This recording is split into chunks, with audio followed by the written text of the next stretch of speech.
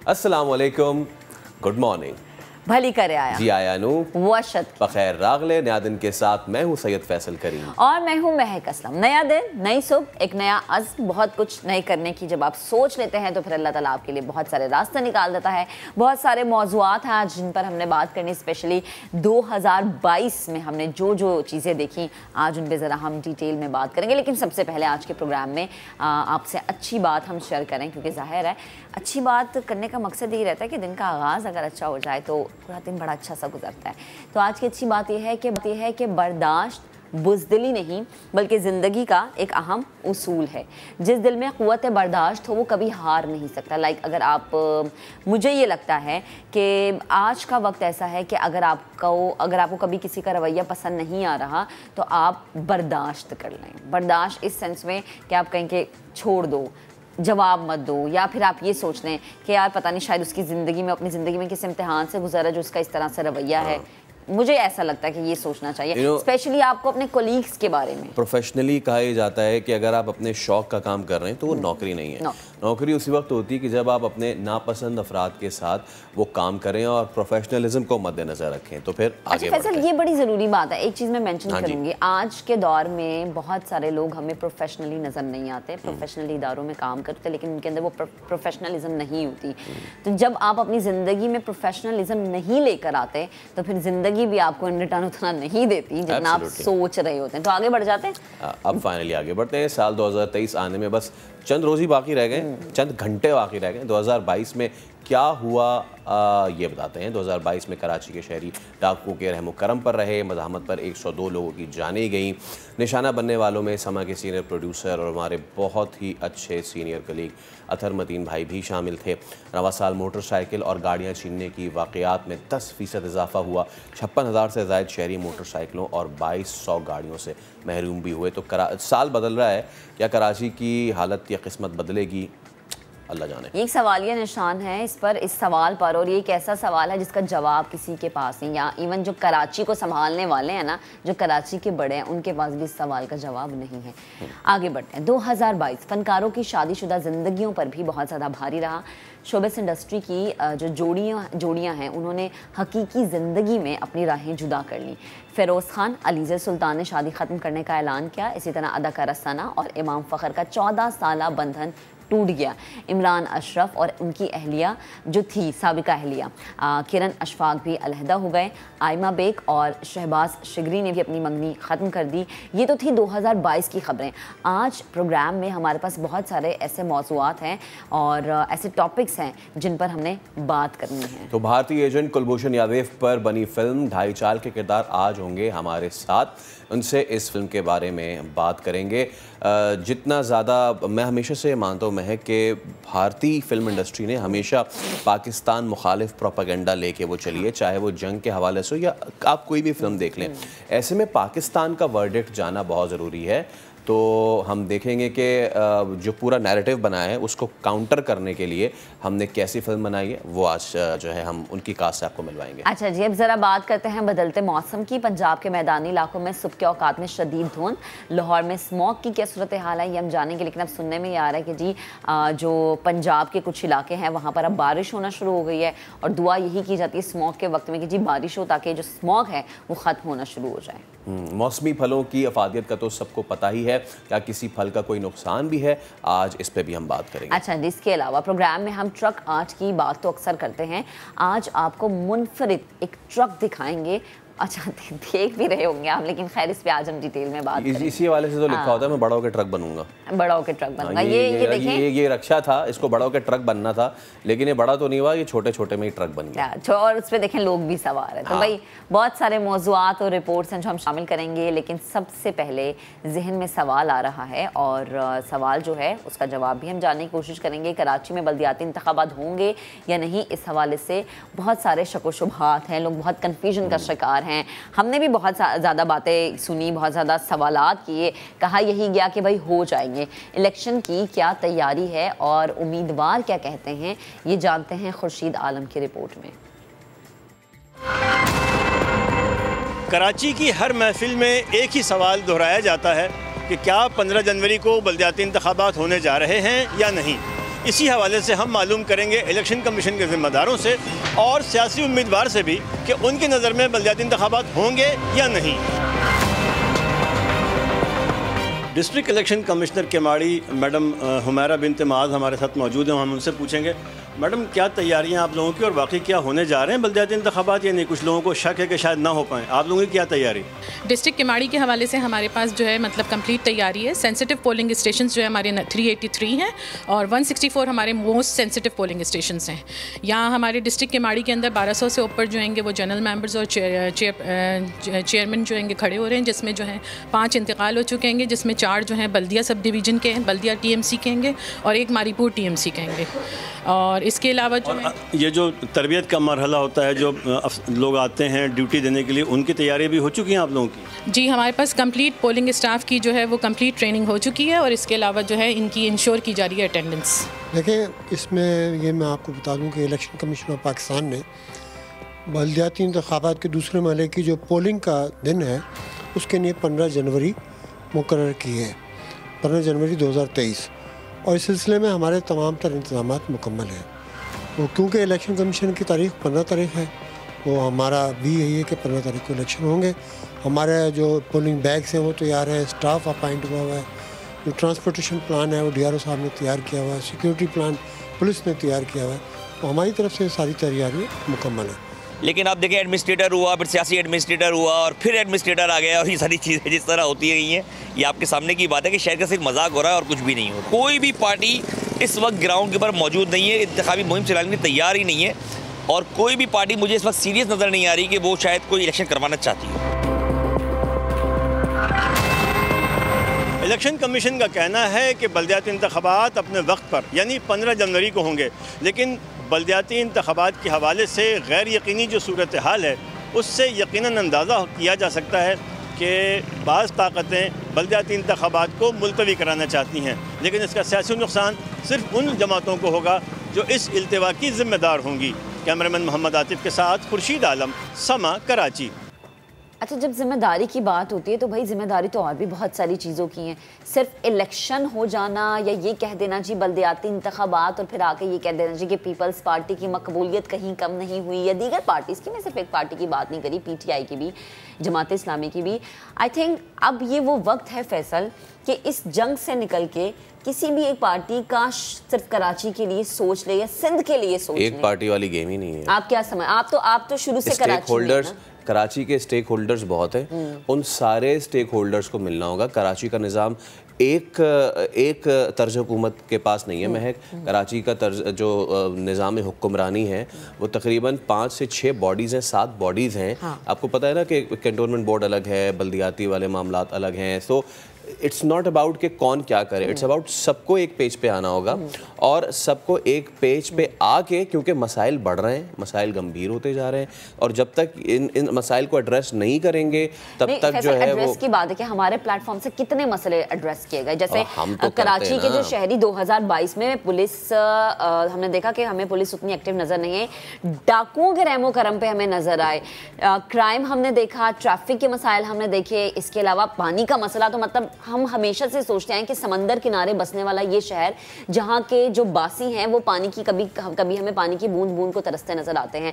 यहाँ पर सिक्योरिटी का वो निज़ाम नहीं है। मुल्क का सबसे बड़ा शहर जो कि मुल्क को चलाता है, जिसको हम मुआशी हब कहते हैं, पूरे पाकिस्तान से लोग यहाँ पर आते हैं कमाने के लिए। यानी अगर मैं ये कहूँ कि कराची पाकिस्तान का कमाऊ पूत शहर है तो उस कमाऊ पूत बेटे के साथ क्या हो रहा है नहीं होना चाहिए। हम बारहा अपने शो के जरिए ये बात कर चुके हैं कि प्लीज़ कराची वालों को अपना समझिए, पैसा बनाने की मशीन नहीं है कराची वाले। जब तक कराची को अपना नहीं समझेंगे कोई बाहर से आके कराची को अपना नहीं समझेगा। ये भी एक बात है। तो खैर, अब इस पे तो हम मसाइल पे तो बात करते ही रहते हैं, लेकिन हमारी कोशिश होती है कि आप सुबह सुबह कुछ पॉजिटिविटी भी दें। तो मुल्तान के शहरी, उन्होंने एक छोटे साइज़ का ट्रक मुतारिफ कराया है। अच्छा, छोटे साइज़ का ट्रक, ये देखते हैं सब, और मैं भी देख रहा हूँ इसको, और क्या ही ज़बरदस्त ये चीज़ चल रही है और ये चलाए। अच्छा, अब ये क्या इनकी स्पीड है और इन्होंने क्यों बनाया छोटे से ट्रक पे? अच्छा, अब मैं कब देख रही है नैन नक्श जितने हैं ना पूरे बड़े ट्रक वाले, वो सारे इसमें हैं। ये नहीं देखना ये बड़े भाई का छोटा भाई है, तो सब वो पूरा जो है वो अपने बड़े भाई पे क्या है। अच्छा जी, मोहम्मद अब्बास हमारे साथ मौजूद हैं, गुलाम अब्बास हमारे साथ मौजूद हैं। उनसे बात करते हैं कि गुलाम अब्बास साहब ने क्या सोच के ये जो है ट्रक बनाया है, मिनी ट्रक, इसको मैं मिनी ट्रक कहूँगी, मिनी ट्रक क्या सोच के बनाया। अस्सलाम वालेकुम अब्बास साहब, गुड मॉर्निंग। बड़ा ही ज़बरदस्त आपने एक मिनी ट्रक बनाया है, सब लोग अट्रैक्ट हो रहे हैं और बहुत अट्रैक्टिव सी चीज़ है। मतलब ये कैसे बना? ये एक रिक्शा है, इसको आपने ट्रक की उसमें ढाला, ये ख्याल कैसे आया, ये जहन में बात कैसे आई, कितना वक्त लगा? जी, ये मैडम जब आज से 2 साल पहले तो मेरा एक दोस्त बीमार था अस्पताल के अंदर, तो मेरा भांजा है वो टिकटॉप एक छोटा सा ट्रक आया था, उसके ऊपर वो चने बेच रहा था। तो मेरे भांजे ने कहा कि मामू अगर तू ये ट्रक बना ले ना तो हमें आपको मानेंगे। अच्छा, मैं कहा बेटा मुझे भेजो, तो उन्होंने सेंड किया। तो हमारे एक दोस्त साथ तो कीर अल्लाह ताला उसको जन्नत में जगह दे। तो जब उसके पास में पहुंचा तो जब देखा ट्रक मेरे पास आया टिकटॉप पे, तो पठान एक उसके ऊपर चने बेच रहा था। बस वो रात को मैंने सारी रात इसको सर्च किया, इसको देखा। सुबह जब हुई पूरी रात नींद नहीं आई, फिर खुशी से कि मेरे भांजे ने ये सवाल किया तो मैं इंशाअल्लाह पाकिस्तानी हूँ, पाकिस्तान का नाम रोशन करूँगा। तो मैं बैठ के आइडिया लिया, फिर घर आया, घर आके मैं पहले एक गत्ते का तैयार किया है। अच्छा, गत्ते का तैयार करके फिर मैं एक लकड़ी का तैयार किया। तो उस वक़्त आमों की सीज़न था हमारे पास, जो मंडी थी, जब भी ट्रक आया करता था तो मैं उसकी तस्वीर बना लेता तो और शायद नाप के घर चला जाता। तो हमारे एक दोस्त था वेल्डर, उसके मैंने जाकर मैं यार मैंने ऐसी चीज़ बनानी है, बनवाओगे मेरे से? तो उन्होंने कहा जी भाई जी आ जाए, हमने मजदूरी लेनी है। मैं कहा ठीक हो गया। तो फिर जो मेरे फर्मे बने हुए थे उस ट्रक के, तो वो गत्ते वाले और लकड़ी वाले वो मैं उसके पास ले गया। फिर बैठ के मैंने खुद कटाई की, कुछ वेल्डिंग मैंने खुद की। तो 1 साल पहले जो थी इसमें इंजन नहीं था। हमारा इरादा ये था कि हम इसके अंदर पानी रखेंगे और पानी इसमें फ़रोख्त करेंगे। तो जब युवकों ने देखा तो मुझे दाद दी, तो मेरा एक जज्बा हुआ कि अल्लाह पाक मुझे कुछ पैसे दे तो मैं इसके अंदर अपना इंजन लगाऊं। मज़दूरी की, अल्हम्दुलिल्लाह मज़दूरी करके एक छोटा सा मैंने ये ट्रक बनाया है। जब मैं सड़क से रवाना होता हूँ तो लोग हैरान हो जाते हैं कि ये क्या चीज़ है। तो इसके जो इंजन है वो मैंने परचेज़ किया है, बाकी जितना ही चीज़ है ये ख़ुद मैंने अपने हाथ से तैयार किया है। तो ये अल्लाह पाक का बहुत करम हुआ है जिसने भी देखा है। और मुल्तान के जो बड़े इदारे वाले हैं, अपना मसरे ट्रैफिक के, उन्होंने भी मुझे इनाम दिया और उन्होंने शाबाश दी कि हमारे पाकिस्तान के अंदर ये बहुत अच्छा ये मिनी ट्रक तैयार हुआ है। तो आज अल्हम्दुलिल्लाह आपकी दुआओं के सदके जहाँ भी जाता हूँ तो इसके पीछे आवाम होती है, सैकड़ों की तादाद होती है, वो देखते हैं, वीडियो बनाते हैं, टिकटॉक पे चढ़ाते हैं। तो अल्हम्दुलिल्लाह ये आपकी दुआएं हैं। अच्छा अब्बास भाई, मुझे ये बताएं कि ये एक तो ये कि इंजन आपने इसका कैसे प्रिपेयर किया, एक तो चीज़ ये बताएं, डीज़ल पे चलता है कि पेट्रोल पे चलता है, और कितने लोग इसमें बैठ जाते हैं? सर इसमें 2 लोग बैठते हैं और इंजन जो है इसमें पेट्रोल होता है सर, पेट्रोल में चलता है ये। और ये सेल्फ स्टार्ट है। ये जो महजूर गाड़ियाँ लेके चल रहे हैं उससे मैंने महजूर की जो चेयर थी वो मैंने ख़रीदी, उससे इंजन जो है वो मैंने यहाँ रखा है। जो इसकी बाकी बॉडी थी वो फ्रेम था वो मैंने कबाड़ में बेच दिया, सिर्फ इंजन ही मैंने इसमें अंदर डाला है। और ये सेल्फ स्टार्ट है पेट्रोल पे सर। सही, ठीक है। अच्छा अब्बास साहब मुझे ये बताएं कि जैसे कि आपने कहा ना कि ये जो है जो सोच है ये आप के भांजे की तरफ से थी, बच्चे इसको देख के अट्रैक्ट होते होंगे, तो क्या आपने इसको ज़रिया मुआश की तरफ जाने का सोचा कि इसको आप जो है इससे कमाई करें, थोड़ा इसको प्रमोट करें, इस तरह के दूसरे मिनी ट्रक्स हम अपनी रोड्स पे देखें, क्योंकि ये तो एक बड़ा ज़बरदस्त सा आर्ट है तफरी के लिए जो है, लोग घूमने घुमाने के लिए। जैसे आपने देखा होगा ना कि लाहौर में हमने देखा एक बस है, ऊपर नीचे डबल डेकर बस है, लोग घूमते हैं इस तरह से। अगर मैं उस हवाले से बात करना चाह रही हूँ कि उस हवाले से आपने अपने इस ट्रक को प्रमोट करने के बारे में सोचा अभी तक? जी जी मैडम, ये जो मैंने बनाया है इसे रोज़ी के लिए, पहले तो मेरा शौक़ था। अच्छा। अब ये कमर्शियल होता जाता है। मैंने इससे 2 बारातें भी उठाई हैं और कुछ स्कूल के प्रोग्राम भी किए हैं। अच्छा। तो अल्हम्दुलिल्लाह अल्लाह पाक मुझे इसमें रोज़ी दे रहा है। अच्छा। तो अल्लाह का लाख लाख शुक्राना है। सही। अब ये जो मेरी रोज़ी की तरफ आ गई, 4 पैसे आ रहे हैं मेरे पास और मेरा सोच है, और इसके पीछे मैंने एक और छकड़ा भी तैयार किया है जिसमें 6 लोग बैठ सकते हैं। अच्छा, इसी तरह का है वो भी? जी जी, वो इसी तरह का ही है। अच्छा, आपने आवाज में ये बताया कि बारात भी आपने इस पे उठाई है, वो कैसे? मेरे ख्याल से इसमें कितने लोग बैठे होंगे? दूल्हा दुल्हन नहीं बैठे होंगे इसमें तो फिर? जी जी, दूल्हा जो होता है सर वो मेरे पास बैठता है ट्रक पे, दुल्हन जो है वो पीछे छकड़ा जो बनाया है वो भी इसी तरह टैग बना, उसमें 6 लोग बैठते हैं। अगर ज्यादा भारे हों तो फिर 4 लोग। अच्छा, सही है, ठीक। अच्छा अब्बास भाई, मुझे सिर्फ लास्ट में ये बताएं कि अगर कोई इसमें बैठता है, आप किराया वगैरह कुछ चार्ज वार्ज करते हैं? जी जी, अभी पार्टी आई थी, तौसे के पठान आए हैं, उन्हें भाई बेच दें। मैं कहा जी मैं नहीं बेचूंगा क्योंकि ये मेरा शौक़ है, ये मैंने अपने लिए तैयार किया है। अच्छा। तो इसमें काफ़ी अमाउंट बता रहे हैं कि मुझे ले लो और अच्छा। ये दे दो। मैंने कहा ये मैं नहीं बेचूंगा क्योंकि ये मेरा शौक़ है। अच्छा। ये मैंने अपने लिए तैयार किया है। सही, ठीक। चलें, गुलाम अब्बास साहब बेहद शुक्रिया, आप हमारे साथ मौजूद कर रहे थे। और भाई आपकी सोच है कि बहुत सारे ऐसे मज़ीद मिनी ट्रक्स आपने बनाने हैं, अल्लाह ताला आपको कामयाब करे। अब ज़रा आगे बढ़ते हैं और सवाल ये है कि क्या पुराने मलबूसात अब आवाम की पहुंच से दूर हो गए हैं, क्योंकि हुकूमत ने लंडे के कारोबार पर भी 300% टैक्स में इजाफा कर दिया हुकूमत की जानिब से। इतने आसान है 300%। हाँ। 300%, 300 टाइम्स मतलब कि अब टैक्स लगेगा। यानी कि यार महक, इसमें अब जैकेट जो हैं, सर्दियाँ आ रही हैं, सर्दियाँ आ नहीं रही, आ गई हैं। और कराची की हद तक भी ना, वो तो चले जनवरी में और हो जाएगी। 150-200 की जैकेट मिल जाती है, ऐसा ही है भाई, 150-200 की जैकेट मिल जाती है। जूते जो है वो ऐसे ही हैं, वो 500 और इसके मिल जाते हैं, 500 चले 500, मुझे मेरी टीम भी कह रही है कि 500 के मिल जाते हैं।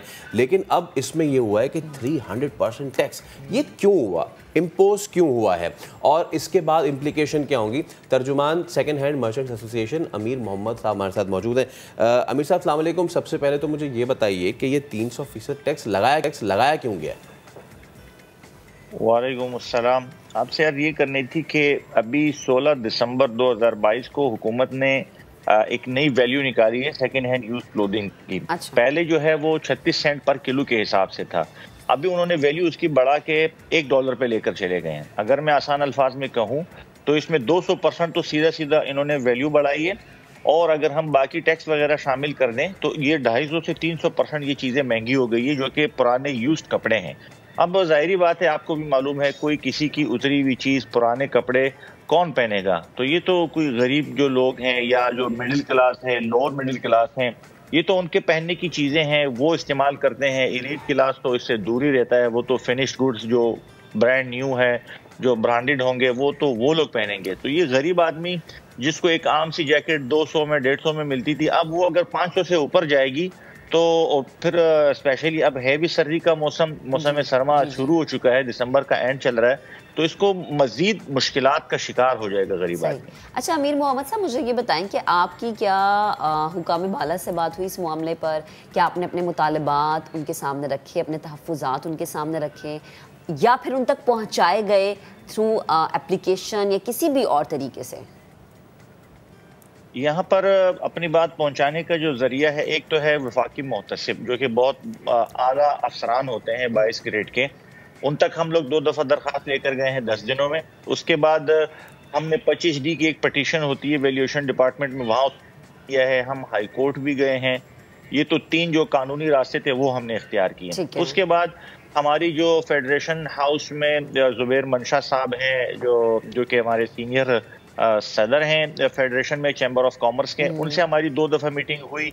और 5वां जो सबसे अहम है, जिन्होंने हम पे वैल्यू लगाई थी, वैल्यूएशन डिपार्टमेंट, उनके जो डीजीज हैं या जो निचली सतह के अफसरान हैं, उनसे हमारी तकरीबन 7-8 मीटिंग हो चुकी हैं। कल भी हमारी 2 मीटिंग हुई थी, परसों भी 2 मीटिंगें हो चुकी हैं।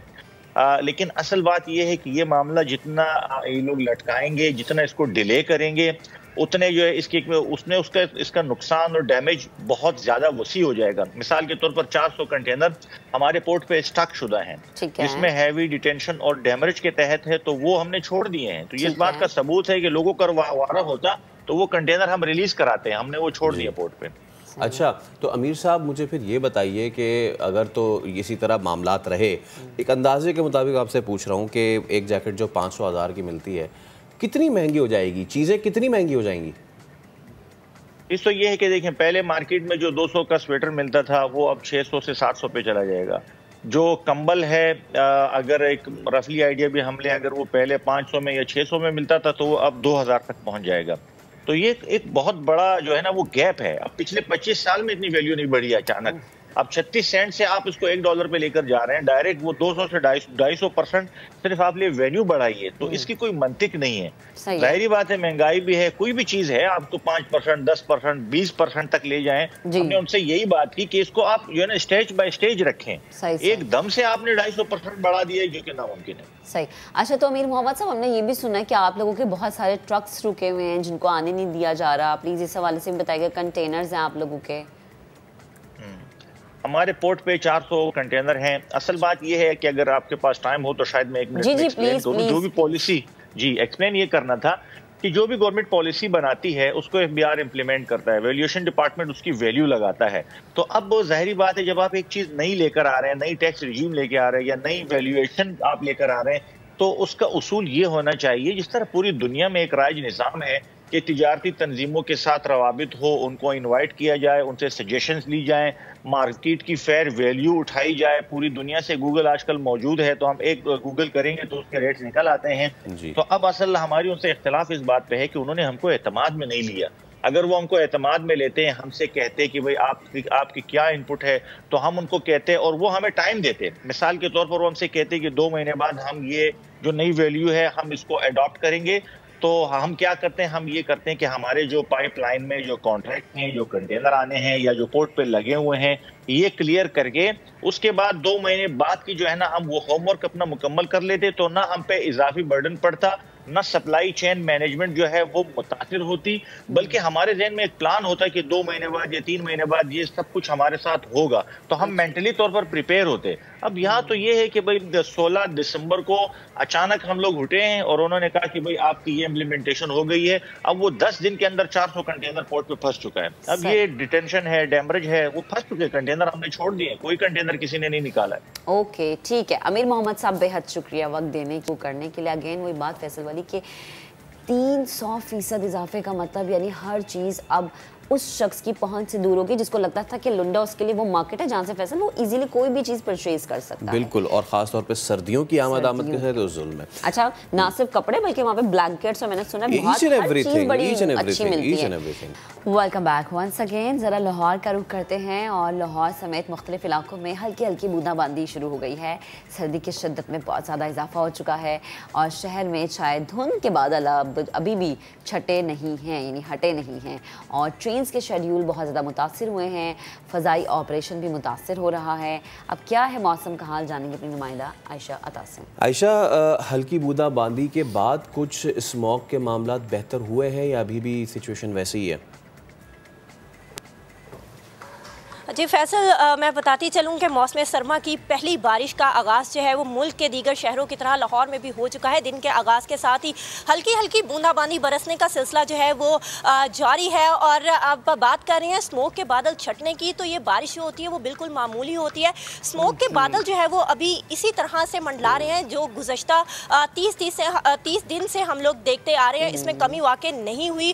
बारिश में जब इजाफा होगा तो ही स्मोक के बादल जो है वो छटते हुए नजर आएंगे। और अगर बात की जाए सबसे ज़्यादा आलूदा तरीन इलाका की, तो आज 715 एयर क्वालिटी इंडेक्स के साथ डिफेंस फेज 8 का इलाका पहले नंबर पर है। साथ ही साथ अगर बात की जाए फोग की, तो फोग की शिद्दत में जो है वो यकीनन इजाफा होगा, क्योंकि माह दिसंबर का जैसे जैसे एहतताम हो रहा है वैसे वैसे ना सिर्फ सर्दी की शिद्दत बढ़ेगी, वैसे वैसे फोग की शिद्दत में भी जो है वो इजाफा होगा। और फोग के बायस जो है वो ट्रेनों के जो शेड्यूल हैं वो भी खासे मुतासिर हो रहे हैं। साथ ही साथ बैरून मुमालिक से आने वाली जो परवाजें हैं इनको इस्लामाबाद जो है वो मुंतकिल किया जा रहा है। और अगर बात की जाए मोटरवे की, तो मोटरवे M2, M3 और M4 को गुज़श्ता कई रोज़ से आम ट्रैफिक के लिए बंद कर दिया जाता है, और जैसे ही दिन गुजरने के साथ धुंध में थोड़ी सी कमी आती है तो फिर मोटरवे को जो है वो खोल दिया जाता है। अभी भी शहर के मुख्तलिफ जो खुले इलाके हैं जैसे डिफेंस, गुलबर्ग, इसके अलावा जेल रोड की बात की जाए, इकबाल टाउन की, मॉडल टाउन की, और ये इलाके जो हैं वो शदीद धुंध की लपेट में हैं, जिससे हद निगाह ना सिर्फ कम हो जाती है बल्कि ना होने के बराबर होती है।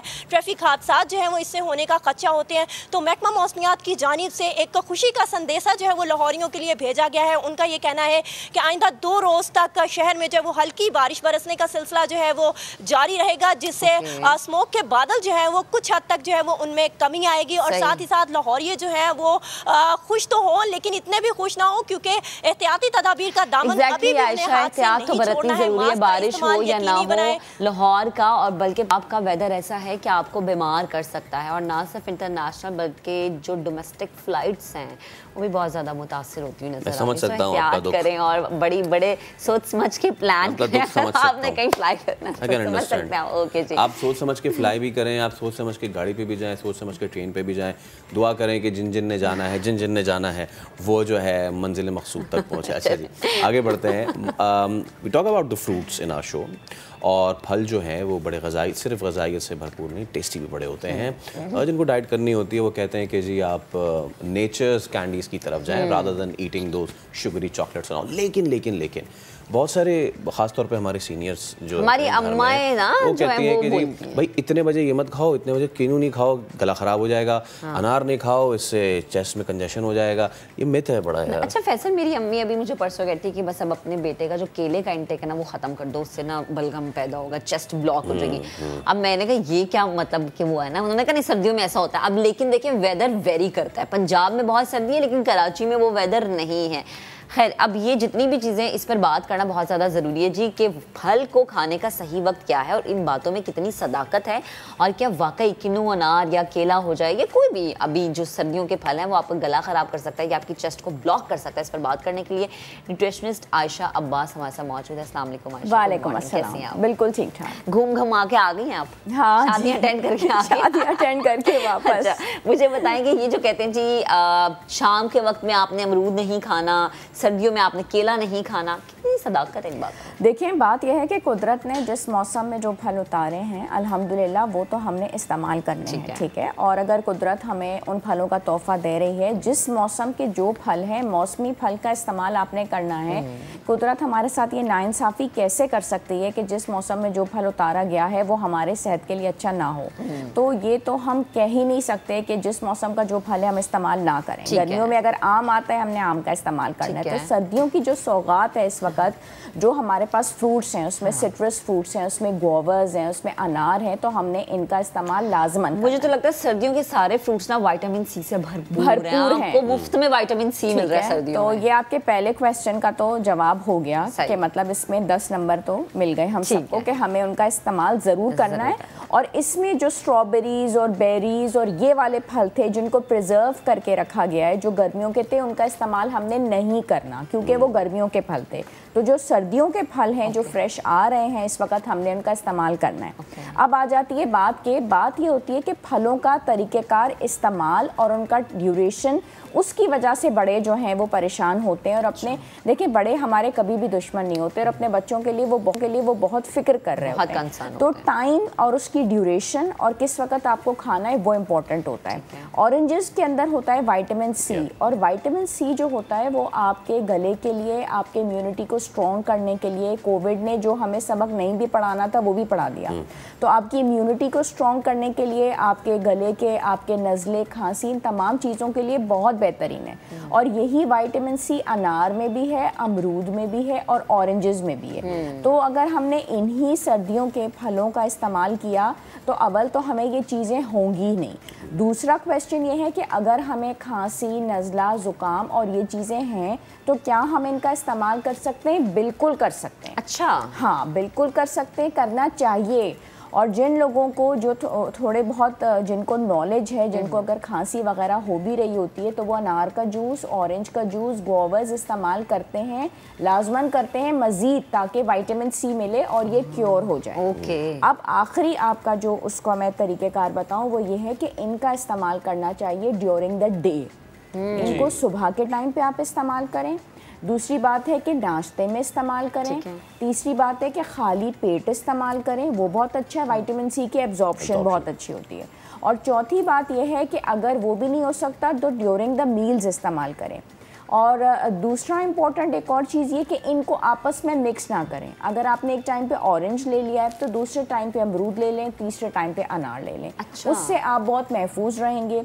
केले का भी यही है कि जिन लोगों को कंजेशन या एज़मा या बलगम की शिकायत है तो उनको ये कहते हैं कि रात के टाइम पे बेटा केले का इस्तेमाल, सर्दी में केला दे सकते हैं। बिल्कुल दे। और जो आप कहती हैं ना कॉम्बो, तो आप ना बनाएं। अच्छा, मतलब एक हम अगर मैं मतलब अक्सर मैं ये बात करती हूँ कि जी सीजनल फ्रूट्स का आप एक कॉम्बो बना लें दोपहर के वक्त में या अर्ली मॉर्निंग। ठीक है, आपसे नाश्ता नहीं किया जा रहा लेकिन आप उसको थोड़ा हेल्दी नाश्ते के लिए आप एक कॉम्बो बना कर सकते हैं।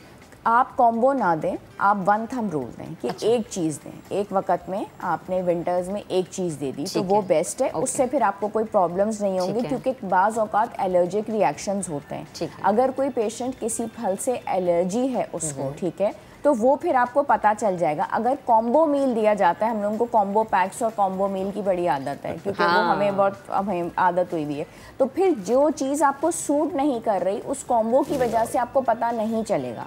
तो वन थंब रूल करिए। और बच्चों में तो ख़ास तौर पे वन थंब ही चलना चाहिए कि आप एक चीज़ लेके चलें।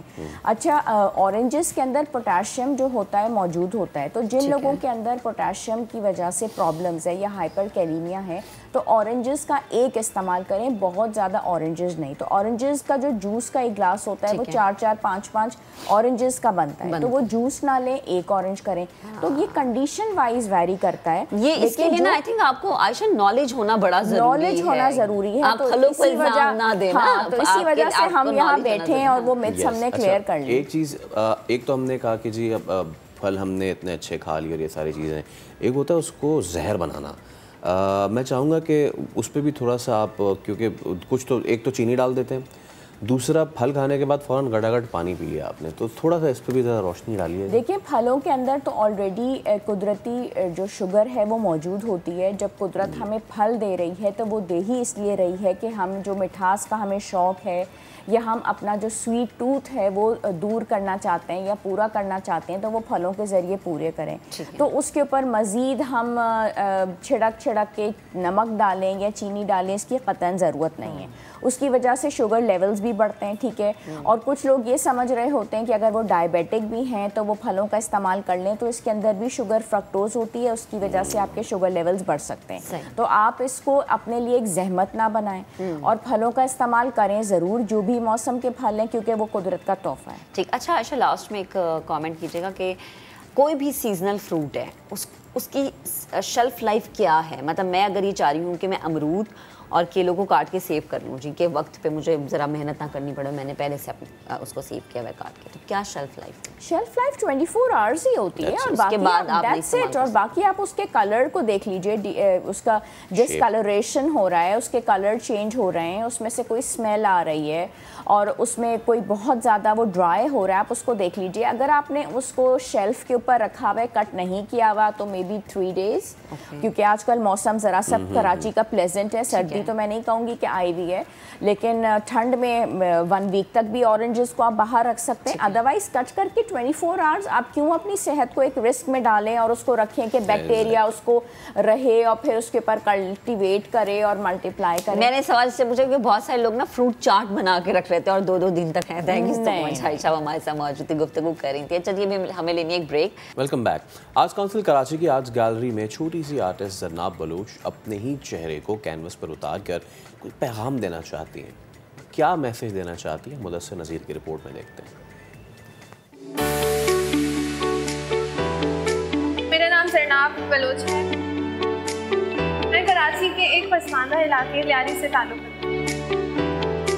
अब मैं आपको अपनी पेंटिंग्स की सैर कराऊंगी और हर पेंटिंग की कहानी सुनाऊंगी। ये वाला पोज इसलिए दे रही हूँ क्योंकि मैं देख रही हूँ कि मेरा फेस कितना मोटा है। हालांकि रियल वाले में ऐसा नहीं है, लेकिन वो मुझे फील करवा रहे हैं। उनकी नज़र में ये मजाक है, लेकिन मेरी नज़र में ये मजाक बिल्कुल भी नहीं है, किसी के चेहरे का मजाक उड़ाना।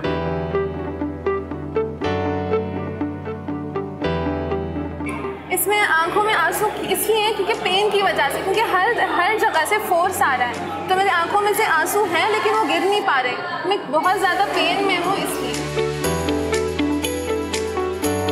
बजाय इसके कि मैं अपने यूनिक फेस जो अल्लाह ताला ने मुझे दिया है, उसके बजाय मैं जो सोशल मीडिया ने जो फेस बनाया है, मैं उसको करने की कोशिश कर रही हूँ। मिरर के सामने खुद को चेंज कर रही हूँ और मतलब मेरे आंखों में से आंसू आ रहे हैं, जैसे काजल फैलता है रोने के बाद, तो मैंने वो लुक दिया है। मेरा फॉरहेड काफ़ी बड़ा है और मेरी आंखें छोटी हैं, तो मैं अपने फॉरहेड को इसमें खींच के ऊपर कर रही हूँ और अपने आंखों को खींच के नीचे कर रही हूँ, जो कि मेरे लिए काफ़ी पेनफुल है। वो नज़र भी आ रहा है, लेकिन मैं खुद को उसी तरह बनाना चाह रही हूँ जैसे सोशल मीडिया चाहता है। सोशल मीडिया का जो इन्फ्लुएंस होता है वो भी इसमें शो हो रहा है कि जैसे ये तो मैं हूँ लेकिन वो मैं नहीं हूँ। उसकी शक्ल मेरी जैसी है लेकिन वो मैं नहीं हूँ, वो मेरा वहम है, वो इन्फ्लुएंस्ड मैं हूँ। ये जो आप ऊपर पेंटिंग देख सकते हैं, उसमें मैंने ये दिखाने की कोशिश की है कि लोग बिला वजह आपकी लाइफ में इंटरफेयर करते हैं और अपनी मर्जी के रंग भरने की कोशिश करते हैं। जो हमारी खुद की सलाहियतें हैं उनको दबा देते हैं और खुद को इन्फ्लुएंस करके हमें चेंज करने की कोशिश करते हैं। हमें अल्लाह ताला ने यूनिक फेस दिए, हम उसको एक्सेप्ट करें, उसको अप्रिशिएट करें, बजाय इसके कि सोशल मीडिया, फ्रेंड्स, फैमिली उसके इन्फ्लुएंस में आके खुद को चेंज करें। तो मैं ये कहना चाहूँगी कि आप अपने मेंटल और फिजिकल हेल्थ का ख्याल रखें और खुद को एक्सेप्ट करने की कोशिश करें। चलें जी, आगे बढ़ते हैं। आपको बताएं कि अर्जेंटीना को तीसरा वर्ल्ड कप मेसी ने जितवाया, लेकिन क्या आपको पता है कि पहला वर्ल्ड कप पाकिस्तान ने जितवाया था? क्या क्या क्या ऐसे जा रही है। हमने डिसाइड किया था कि हम ऑन स्क्रीन करेंगे, लेकिन खैर वो मेसी की फुटेज कट हो गई है। अब आपको यकीन नहीं आ रहा तो खैज़र आज़म की रिपोर्ट देखिए। अर्जेंटीना की 36 साल बाद आलमी कप में फतह का क्रेडिट कप्तान लायनल मेसी, गोलकीपर मार्टिनेज और कोच को दिया जा रहा है। मगर जब 1978 में अर्जेंटीना ने पहली बार वर्ल्ड कप जीता तो इस फतह में पाकिस्तान की हॉकी टीम ने भी हिस्सा डाला था। पाकिस्तानी टीम ने उस साल इस्लाहुद्दीन की क़यादत में अर्जेंटीना में ही हॉकी का वर्ल्ड कप जीता था। अर्जेंटीना को 7 गोलों से जीते थे। उस पूरे टूर्नामेंट में हमारी टीम ने 35 गोल किए थे, कोई मैच हारे नहीं, कोई बराबर नहीं खेले और हमारे खिलाफ 3 गोल हुए थे। अर्जेंटीना में 3 खिलाड़ी ऐसे खेल रहे थे जो फुटबॉलर भी थे और वो हॉकी भी खेलते थे। उनका एक कोच था जो कि वो कोच जो था, जो फुटबॉल टीम थे अर्जेंटीना की मेन, उसका कोच था सीजर लुइस एंटोनी उसका नाम था। वो आके हमारे मैचेस देखता था। हॉकी वर्ल्ड कप में पाकिस्तान के शानदार खेल को देखकर अर्जेंटाइन के फुटबॉल कोच लुइस मेनोटी से रहा न गया। वो आके हमारे कोच मैनेजर वहीद भाई, उनको भी मिला, मुझे भी मिला और वो आता था और आके पूछता था कि आप लोग जो हैं, मैं आपको खेलता हुआ देख रहा हूँ, आपकी क्या स्ट्रेटजी है, आपकी टेक्निक्स क्या हैं, आप किस तरह से अटैक करते हैं। उन्होंने बताया कि जी हम इस तरह करते हैं कि हम अपने विंगर्स को यूटिलाइज़ करते हैं, राइट विंग और लेफ्ट विंग। हम खेलते थे 5 forward, 3 half, 2 full back, 1 goalkeeper. Argentina ने पाकिस्तानी हॉकी से लिए गए गुर जब मुखालिफ टीम पर आजमाए तो जीत उनका मुकद्दर बन गई। फाइनल मुकाबले में अर्जेंटीना ने नीदरलैंड को शिकस्त दी। दिलचस्प बात यह है उस साल पाकिस्तान की हॉकी टीम ने भी फाइनल में नीदरलैंड को ही हराया था। कैमरामैन इम्तियाज अली के साथ खिदर आजम, समा, कराची।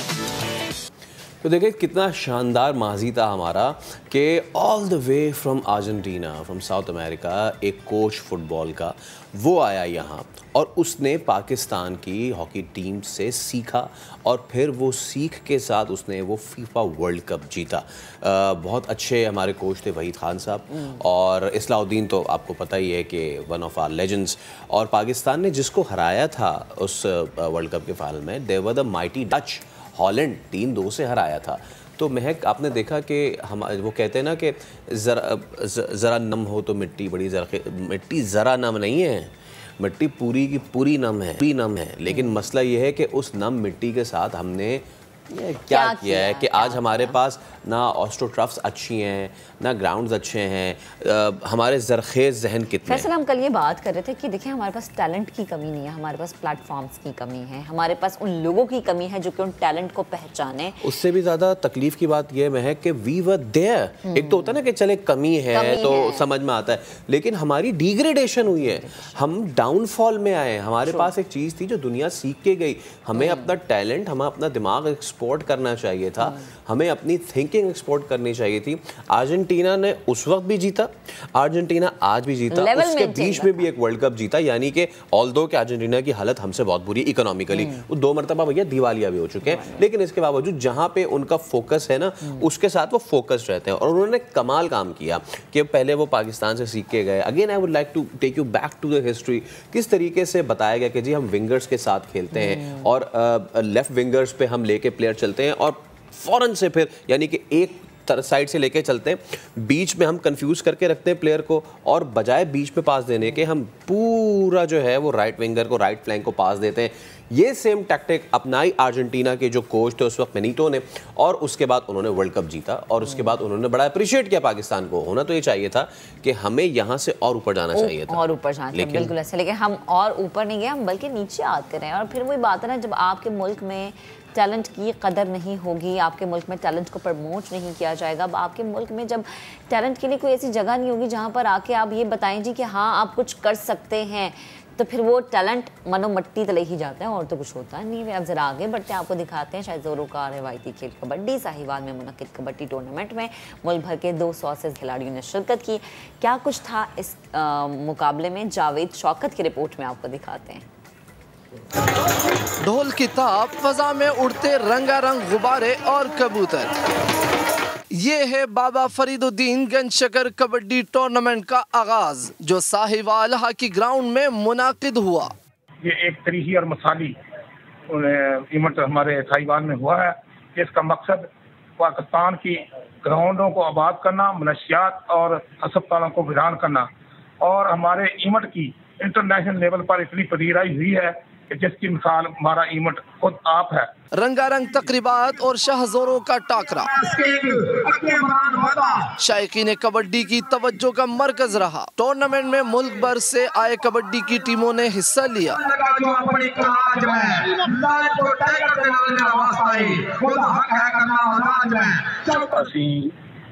कबड्डी इस टूर्नामेंट ਦੇ ਵਿੱਚ ਵਿਨਰ ਕੀਤੀ ਹੈ। ਉਸ ਦੇ ਨਾਲ ਸਾਨੂੰ 3 ਲੱਖ ਦੇ ਨਾਲ ਨਵਾਜ਼ਿਆ ਗਿਆ, 3 ਲੱਖ ਇਨਾਮ ਦਿੱਤਾ ਗਿਆ ਟੀਮ ਨੂੰ। ਅਸੀਂ ਬਹੁਤ ਜ਼ਿਆਦਾ ਹੈਪੀ ਹਾਂ ਇਸ ਗੱਲ ਤੋਂ ਕਿ ਸਾਨੂੰ ਰਿਹਾਇਸ਼ ਬਹੁਤ ਅੱਛੀ ਦਿੱਤੀ ਗਈ ਤੇ ਟੀਮਾਂ ਦੇ ਖਾਣ ਦਾ ਇੰਤਜ਼ਾਮ ਬਹੁਤ ਅੱਛਾ ਕੀਤਾ ਗਿਆ। ਤੇ ਉਸ ਤੋਂ ਬਾਅਦ ਅਸੀਂ ਮਸ਼ਕੂਰ ਹਾਂ ਪੰਜਾਬ ਕਬੱਡੀ ਐਸੋਸੀਏਸ਼ਨ ਦੇ ਰਾਜਾ ਬਸ਼ਾਰਤ ਸਾਹਿਬ ਦੇ, ਜਿਨ੍ਹਾਂ ਨੇ ਸਾਨੂੰ एसोसिएशन ਨੂੰ 1 करोड़ रुपए ਦੇ ਨਾਲ ਨਵਾਜ਼ਿਆ। फरीदुद्दीन गंज शकर कबड्डी टीम फाइनल जीतकर ट्रॉफी, शील्ड्स और नकदी इनाम की हकदार ठहरी। वजीर कानून पंजाब राजा बशारत ने फाइनल मैच में बतौर मेहमान खुसूसी शिरकत की और खिलाड़ियों की हौसला अफजाई की। चले जी, हमने खेल कूद की तो बात कर ली, अब ज़रा पढ़ाई की थोड़ी बात कर लें। कराची में नहीं हो रही। हाँ जी, इंटरमीडिएट के तलबा के फेल होने का मामला, director general colleges Mohammad Ali Manjhi ने हकाइक से पर्दा उठा दिया। इम्तहानात में कितने कॉलेजेस के कितने तलबा फेल हुए जी, ये बताएंगे हामिदुल रहमान रिपोर्ट में। चले। Director general colleges Mohammad Ali Manjhi ने वजाहत की है कि इंटरमीडिएट इम्तिहानात में सिर्फ 9 सरकारी कॉलेजेस ऐसे हैं जिनके 23 तलबा इम्तिहानात में कामयाब नहीं हो सके। 9 में से बेशतर कॉलेजेस में फैकल्टी का इजाफा होने पर सिर्फ 1 तालिब इल्म या कुछ कॉलेजेस में 2 से 4 तालिब इल्म हैं। प्री इंजीनियरिंग और प्री मेडिकल वो इस साल वहाँ एडमिशन शुरू हुई है और उनकी एडमिशन ही बहुत थोड़ी हुई है। कुछ कॉलेज हैं जिसमें 3 एडमिशन है तो ज़ाहिर 3 फेल हुए, ये सही बात है। 2 एडमिशन है तो 2 फेल हैं। वो कहीं एक एडमिशन है तो 1 फेल हुआ है। बाकी ऐसे नहीं है कि पूरे कॉलेज में सब फेल हुए हैं। गवर्नमेंट गर्ल्स कॉलेज हिजरत कॉलोनी की प्रिंसिपल कहती हैं इनके कॉलेज में साइंस फैकल्टी इस साल शुरू हुई जिसमें सिर्फ 1 तालिबा इनरोल है जो फेल हुई। कॉलेज की बाकी तालिबात अच्छे नंबरों से पास हुई हैं। हमारे माशाल्लाह देखें मेडिकल में स्टूडेंट्स पास हुई हैं, आर्ट्स में हमारी बच्चियों ने A ग्रेड भी लिए हैं, B ग्रेड भी लिए हैं। माशाल्लाह उस फैकल्टी में भी बच्चियां पास हैं, लेकिन एक ही इंजीनियरिंग की स्टूडेंट थी, बदकिस्मती से वो फेल हो गई। तो इस वजह से इंजीनियरिंग में हमारा रिज़ल्ट जो है वो 0 रहा है। अदरवाइज़ और फैकल्टीज़ में हमारी माशाल्लाह बच्चियों ने अच्छे नंबर लिए हैं। बोर्ड ऑफ इंटरमीडिएट के चेयरमैन प्रोफेसर सईदुद्दीन ने कहा कि बोर्ड ने किसी कॉलेज की रजिस्ट्रेशन मनसूख या मुअत्तल नहीं की है। सेक्रेटरी कॉलेज को ये लिखा है कि कुछ हैं वो इतने ज़्यादा भी नहीं हैं, उनमें जो गवर्नमेंट के कॉलेजेस हैं उनकी तादाद 9 है और उनमें बाज़ जगह ये मसला भी है कि जैसे 3 बच्चे थे, एक फैकल्टी नई इंट्रोड्यूस की उन्होंने, उसमें 3 बच्चे थे, 3 बच्चे फेल हो गए तो वो 100% ऐसा लग रहा है पूरा कॉलेज फेल हो गया। इंटरमीडिएट बोर्ड ने किसी भी कॉलेज की रजिस्ट्रेशन मुअत्तल नहीं किए। डायरेक्टर कॉलेजेस का कहना था कि फेल होने वाले अक्सर तलबा मैट्रिक में D और E ग्रेड में पास होने वाले हैं, जबकि कुछ कॉलेजेस में शुरू होने वाली साइंस फैकल्टीज़ में भी असातिज़ा की किल्लत है। कैमरामैन इमरान शाहिद के साथ हामिदुर रहमान, समा, कराची। अच्छा महक, ये हमने दिखाया ना कि ये क्यों फेल हो रहे हैं। अब मैं आपको बताऊं कि लड़के फेल क्यों हो रहे हैं। वो लड़के फेल इसलिए हो रहे हैं कि 11वीं जमात का एक पर्चा था फिजिक्स का। अच्छा। और क्वेश्चन पता नहीं क्या था, लेकिन जवाब जो दिया ना, वो जवाब ये दिया कि मैंने तुझे देखा हंसते हुए गालों में, सोनी के बालों में, पीतल के थालों में। ये न्यूटन और आइंस्टाइन सबकी जो है रूह आलम अरबा में कहाँ सी गई होगी। उसकी तो बेचारी ग्रेविटी से गिरी गई होगी। सोचा अली ज़फ़र के साथ क्या हो रहा है। वो तो खुश हो गए होंगे भाई, उनका जिक्र फिजिक्स के पर्चों में हो रहा है। जरा सुनाए जी। क्या है। अच्छा, इस पे अली ज़फ़र ने ट्वीट भी किया और उन्होंने कहा कि जी उनके गीतों को फिजिक्स में तलाश ना करें, पढ़ाई के वक्त पढ़ाई करें, साथ-साथ का एहतराम करें। तो ये क्या था, हमारे बच्चे क्या कर रहे हैं आजकल के। आपको नहीं आता अगर आंसर, आप कुछ ना लिखें, आप छोड़ दें भाई माशाल्लाह से। अच्छा, आप ना टैलेंट अपना कहीं और ढूंढें, फिर आप फिजिक्स का पर्चा ना दें, क्योंकि आपने सिंगने लिरिक्स भी आपको याद हैं और आप म्यूजिक कंपोजर भी अच्छे हो सकते हैं, क्योंकि फिजिक्स के सवाल के जवाब में आपने जवाब दिए तुन तुना तुन तुन तुना तुन तुन तुना तुन। और अली जो हैं, अली ज़फ़र जो हैं, वो नए टैलेंट को बहुत प्रमोट भी करते हैं। लेकिन उन्होंने ये एक अच्छी बात की कि खुदा का वास्ता उनके गानों को आप फिजिक्स के पर्चों में ना ढूंढें। अपडेट आपने जानी। अभी आपको बताएं, नसीम शाह, शाहनवाज ज़ानी और मोहम्मद नवाज़ पाकिस्तान कप की सिलेक्शन के लिए दस्तयाब होंगे। तीनों खिलाड़ियों को वनडे सीरीज़ की तैयारी के लिए पाकिस्तान कप का हिस्सा जो है वो बनाया गया है। खेल सकते हैं वो। पाकिस्तान और न्यूजीलैंड के दरमियान 3 वनडे मैचेस की सीरीज़ कराची में खेली जाएगी। इस पर और पाकिस्तान और न्यूजीलैंड के दरमियान जारी टेस्ट मैच पर बात करते हैं हमारे नुमाइंदे हुज़ैफ़ा खान हमें ज्वाइन कर चुके हैं। हुज़ैफ़ा, पहले तो जो हमने खबर दी है नसीम शाह, शाहनवाज धानी और मोहम्मद नवाज़ के हवाले से, ज़रा इस पर आप बात करें, ज़रा इस पर कमेंट दें आप, क्या डिटेल्स है मज़ीद इस खबर के हवाले से। जी बिल्कुल, जिस तरह आपने बात की कि 3 खिलाड़ियों को आज पाकिस्तान क्रिकेट बोर्ड ने अलाउ किया है कि वो पाकिस्तान कप के मैचेस में अपनी रीजन्स की नुमाइंदगी कर सकते हैं, क्योंकि आप देखें तो इस विकेट के ऊपर फास्ट बॉलर्स के लिए ज़्यादा कुछ है नहीं और दूसरे टेस्ट में भी शाहनवाज धानी की और मोहम्मद नवाज़ की जगह बज़ाहिर बनती हुई दिखाई नहीं दे रही। यही वजह है कि 3 खिलाड़ियों को उन्होंने बोला है कि आप जाके पाकिस्तान कप खेल सकते हैं, क्योंकि ये तीनों खिलाड़ी जो हैं वो वनडे के जो मुमकिन है 21 खिलाड़ियों का ऐलान हुआ है उसमें भी शामिल हैं। तो अगर ये पाकिस्तान कप खेलेंगे तो इनको एक तो कंडीशन से भी आमांग होने का मौका मिलेगा और साथ साथ मैच प्रैक्टिस भी मिल जाएगी, जो इनको यहाँ नहीं मिल पा रही। तीनों खिलाड़ी क्योंकि बेंच पे बैठे हुए हैं, तो अगर पाकिस्तान कप खेलेंगे, क्योंकि 9, 11 और 13 को इसी नेशनल बैंक क्रिकेट अरीना में वनडे सीरीज़ खेली जानी न्यूजीलैंड के खिलाफ, तो एक अच्छा ऑप्शन होगा तीनों प्लेयर्स के लिए कि जाएँ पाकिस्तान कप खेलें, मैच प्रैक्टिस हासिल करें। और जब पाकिस्तान के स्क्वाड में अगर उनकी सिलेक्शन हो जाती है 16 रुकनी स्क्वाड के अंदर, तो वो मैच प्रैक्टिस के अंदर होंगे। साथ साथ अगर आप टेस्ट मैच की बात कर रही हैं तो न्यूजीलैंड ने बड़ा अच्छा जवाब दिया है पाकिस्तान को तो एक मौके पे ऐसे लग रहा था कि पाकिस्तान ने 450 रन का एक बड़ा टोटल लगा दिया और न्यूजीलैंड को मसला होगा, लेकिन न्यूजीलैंड के बैटर्स ने ही उसी तरीके से जवाब दिया। टॉम लैथम ने 100 किया, केन विलियमसन 100 कर चुके हैं और अभी तक क्रिस के ऊपर मौजूद हैं। पाकिस्तान को वे आउट नहीं मिल रहा कि किस तरीके से न्यूजीलैंड को यहाँ पे आउट किया जा सके। पाकिस्तान का सारा दारोमदार अबरार अहमद पे था, लेकिन अबरार अहमद को जिस तरह काउंटर किया है न्यूजीलैंड के बैटर्स ने बिल्कुल सेटल नहीं होने दिया। और ये तो मुझे लग रहा है ज़फ़र लंबी कहानी चलनी है। ये सोडी भी जो है वो क्रीज पे मौजूद है और वो भी आउट नहीं हो रहा, तो विलियमसन क्या ही आउट हो जाएंगे। अच्छा, इससे पहले जो हम बात कर रहे थे ओडीआई सीरीज़ की, उसमें कुछ नए नाम भी ज़फ़र मैं चाहूँगा उनको भी ज़रा हाईलाइट करें। कासिम अकरम और इन जैसा टैलेंट, इसके अलावा शर्जील जो पुराने हैं उनकी वापसी, तो ज़रा इस पर भी ज़रा बताइए। जी फैसल, देखें 5-6 ऐसे खिलाड़ी हैं जिन्होंने अपना ओडीआई डेब्यू नहीं किया है, उनको भी शामिल किया गया है 21 मुमकिन खिलाड़ियों में, जिसमें कासिम अकरम भी हैं, तैयब ताहिर भी हैं, एहसान उल्लाह भी हैं। ये वो सारे खिलाड़ी हैं जो पाकिस्तान कप में और ट्रॉफ़ी के अंदर मुसलसल रन करते आ रहे हैं। कासिम अकरम बहुत अच्छा प्रॉमिसिंग टैलेंट है, अंडर 19 में पाकिस्तान की नुमाइंदगी कर चुके हैं, सेंट्रल पंजाब से खेलते हैं, ऑलराउंडर हैं, उनकी बहुत ज़्यादा बात हो रही थी, तो लुक फॉरवर्ड करेंगे। लेकिन अब ये 21 खिलाड़ियों में से देखना होगा कि कौन से वो खिलाड़ी होंगे जो 16 रुकनी स्क्वाड में जगह बना पाएंगे, क्योंकि शायद अफरीदी का यही स्टैंस लग रहा है कि भले खेले कम लेकिन ज़्यादा से ज़्यादा लड़के स्क्वाड के साथ हों, ताकि वो एक्सपीरियंस हासिल कर सकें कि जब प्रेशर सिचुएशन होती है तो उसको किस तरह टैकल किया जाता है। बहुत अच्छी बात है हुज़ैफा, ये तो ज़ाहिर है जब आप एक्सप्लेयर करेंगे तो फिर हमें बड़ी आसानी होगी कि हम ये कहें कि हमारे पास एक अच्छा बैकअप तैयार हो गया। थैंक यू सो मच, आप हमारे साथ मौजूद है। इस पर मजीद भी बात करेंगे। मिर्ज़ा इकबाल बेग हमें ज्वाइन करेंगे, लेकिन ब्रेक के वास्ते भी एक बार फिर आपको नया दिन में खुशामदीद कहेंगे। और हम क्रिकेट पे बात कर ही रहे थे तो मिर्ज़ा इकबाल बेग साहब हमारे साथ मौजूद है, सीनियर स्पोर्ट्स तजज़ियाकार। मिर्ज़ा भाई, सबसे पहले तो सालगिरह की आपको बहुत बहुत मुबारक हो। उम्मीद करते हैं हम कि आप इसी तरीके से हंसते मुस्कुराते स्टैट्स बताते रहें और हम आपसे सुनते रहें। अच्छा, लेकिन इसके साथ साथ मैं आपसे एक पर्सनल सवाल पूछना चाहता हूँ, अगर आप मुझे इजाज़त दें तो। बिल्कुल बिल्कुल पूछिए। मिर्ज़ा भाई, मैं स्टूडियो में बैठा हूँ और अगर मेरा आज दिल करे तो क्या मैं यहाँ से उठ के और नेशनल स्टेडियम जाके और ये बोल सकता हूँ कि यार मुझे थोड़ी देर के लिए कैप्टनसी दे दो? मतलब कि मिर्ज़ा भाई, ये कैसे हो सकता है कि टीम मैनेजमेंट, कोचिंग स्टाफ, उनको ये पता ही नहीं था कि आप मुतबादिल खिलाड़ी से कैप्टनसी नहीं करवा सकते? प्लीज़ अगर आपको समझ आई तो मुझे बताइएगा।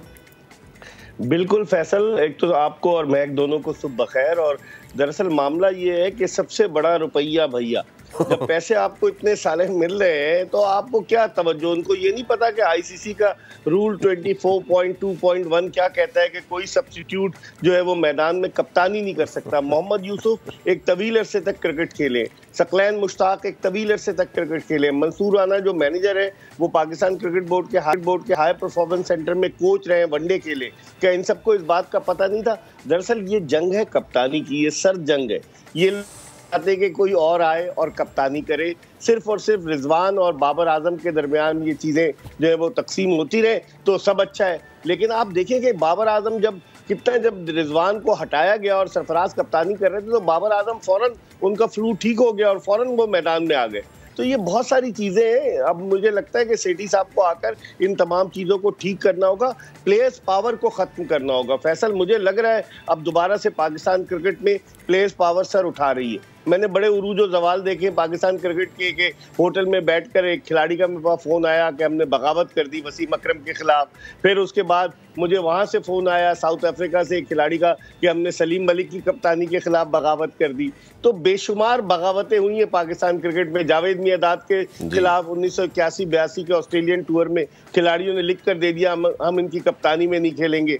2009 की चैंपियंस ट्रॉफी में साउथ अफ्रीका में यूनुस खान के खिलाफ एक कुरानी आयात जो किताब थी उस पर हाथ रख के कह दिया हम इसको हटा देंगे। तो पाकिस्तान क्रिकेट का माजी भरा पड़ा है इस तरह के वाकयात से भाई। और आपने बिल्कुल सही निशानदेही की है और यकीनन हम ये बात किसी दिन और ज़रूर करेंगे कि प्लेयर पावर किस तरीके से पहले भी डैमेज कर चुकी है और अभी भी डैमेज कर रही है। एंड आई हेट टू से दिस, बाबर जो कि पूरे पाकिस्तान के फेवरेट तरीन है, अगर उनके हिसाब से ये चीज़ें आ रही हैं तो फिर हमें देखना पड़ेगा कि क्रिकेट पहले है, दोस्ती निभाना जो है वो बाद में।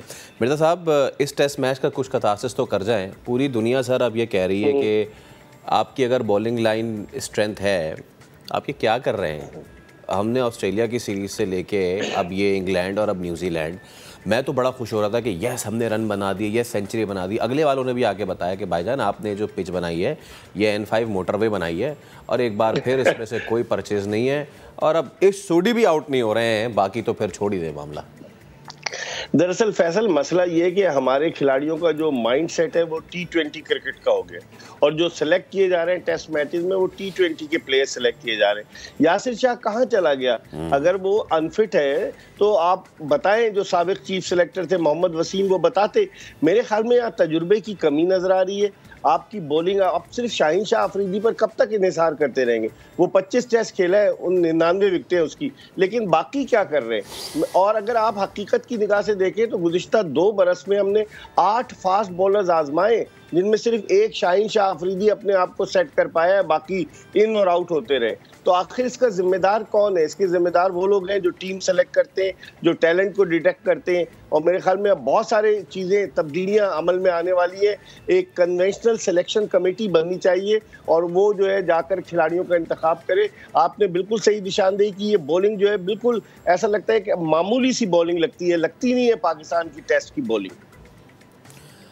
मिर्ज़ा साहब, जैसे कि आपने ये बात की और ये तो जो भी टर्न होगा इसमें विकेट में, वो अगर होगा तो हमें नज़र आ जाएगा और अगर नहीं होगा तो, लेकिन एक चीज़ बड़ी मंसूब हुई है कि इंग्लैंड के लिए ये पिच तरने वाला हो जाती है, न्यूजीलैंड के लिए भी ये पिच तरने वाला ही साबित हो रही है, लेकिन हमारे बल्लेबाज जिस वक्त क्रंच मोमेंट आता है उस वक्त उनके लिए टर्न बाइट भी मिलता है, इससे सीम भी होता है।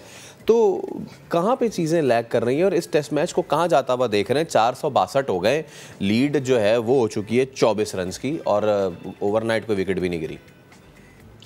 अगर फैसल पहले हम इस टेस्ट की बात करें, अगर सबसे ज्यादा की लीड हो गई तो हमारे बैट्समैन, जिस तरह से आप कह रहे थे कि जब वो बैटिंग करते हैं तो पिच में बहुत कुछ हो जाता है, लगता है कोई जादू कर देता है पिच पर जब हम बैटिंग करते हैं, और जब दूसरी टीम बैटिंग करती है वो कोई ऐसा जादू करा देते हैं। आपको याद होगा 79 के टूर में भारत के ज़हीर अब्बास कहते थे, वो चेन्नई उस वक्त मद्रास नाम था, वो टेस्ट मैच खेले थे तो कहते थे सामने से चीलें जाती हैं आंखों के और उसकी वजह से वो आउट हो रहे थे।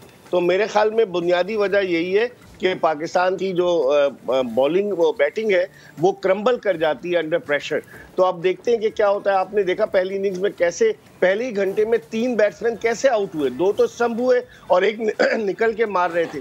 तो अब दूसरी इनिंग्स में इनका इम्तिहान होगा। अगर दूसरी इनिंग्स में भी फेल हो गए, पिच तो वही है जिसपे विलियमसन ने सेंचुरी की है, पिच वही है जिसपे लेथम ने रन्स किए, जिसपे डैन कॉनवे ने रन्स किए, जिसपे मिचेल ने मार मार कर आपका भुरकस निकाला है। तो अब देखते हैं सेकंड इनिंग्स में पाकिस्तान क्या करता है। बहुत शुक्रिया मिर्ज़ा इकबाल बिग साहब हमारे साथ मौजूद थे और उम्मीद पे ही दुनिया कायम है, लेकिन ये उम्मीद जो है हम कब तक रखें कि हमारी क्रिकेट बेहतर हो, उससे बढ़ के हमारी पिचेस बेहतर हो, हमें कुछ इंटरेस्टिंग क्रिकेट देखने को मिले रादर देन एक टीम 500 अगली टीम 450 बना के चली जाए और वो ड्रॉ की जानिब चली जाए। लेकिन कुछ चीज़ें अच्छी हो रही हैं, कुछ चीज़ों में बहुत बेहतरी आ रही है। हमने उन चीज़ों से बड़ी उम्मीदें लगाई हैं और हमने देखा कि काम करने वाले लोग उम्मीदों पे पूरा उतरे।